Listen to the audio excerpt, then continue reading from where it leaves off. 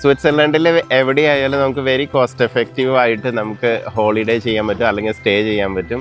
ഇവിടെ very expensive ആണ് ഹോട്ടൽസും Airbnb എല്ലാം. ഇന്റർലാക്കനിലെ തൊൺ ലേക്കിന്റെ തീരത്ത് നമുക്ക് താമസിക്കുന്നതിന് ഒരു ടെന്റ് മാത്രം മതി. അവിടെ ഒരുപാട് പേര് ടെന്റിൽ വന്നിട്ടുണ്ട്.